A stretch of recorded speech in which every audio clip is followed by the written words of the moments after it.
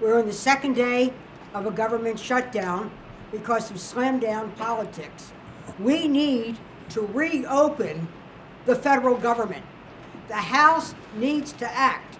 They need to pass the resolution, take up and pass the legislation sent by the Senate that strips a continuing funding resolution of all politically motivated riders, have a continuing funding resolution for the next 6 weeks so we could resolve our fiscal differences, reopen government, keep Americans' government working so that other people can be working, and keep our people safe and secure. We call upon Speaker Boehner, let your members vote on the Senate legislation, yes or no. If you vote yes, we can move forward. If you vote no, let's take another look at it. Let's get the job done. Now, there are people all over who are federal employees who have been furloughed. Furloughed is a word that means layoff.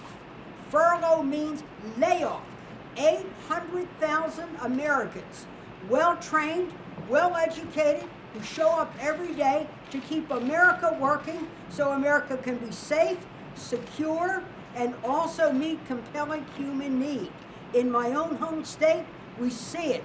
We see it at the National Institutes of Health, where 71% of the people are furloughed. These are the people who come to work every day. And they range from the great researchers with MDs and PhDs to lab technicians who are GS7s and 9s making $35,000, to the facility managers, the electricians, the others who keep the lights on so that they can do the research, and they're being told, go home. We have it at the Social Security Administration, where 8,000 federal employees have been furloughed. People will get their check, but now when you call Social Security, you will get a busy signal or no one to answer. When you need your card replaced, a question about Social Security, an application for your benefit, we're told that America is closed.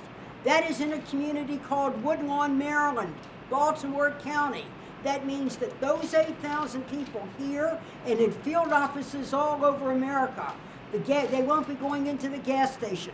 They won't be going into the dry cleaner. And guess what? Many of them won't be going into the grocery store. We are destroying our federal government and the morale of the men and women that we count on.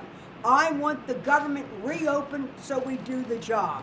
One of our great agencies in Maryland that is headquartered in Maryland is the National Weather Service.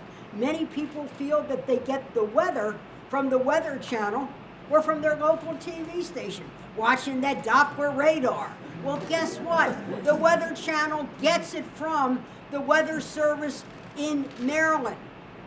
Local radio and TV stations get their weather information from Maryland, and they get it because of a lady I want to introduce now, Amy Fritz. She works for the Weather Service. She has been furloughed along with several hundred people working at the National Weather Service. This is hurricane season. Hurricane Sandy happened in October. She, with her two master's degrees to be able to get the job that she has, should be standing sentry right now at her computer models, making them better, making them more efficient, so we know what's coming our way, so we won't be swept away. When she feels swept away by the very act of her own government.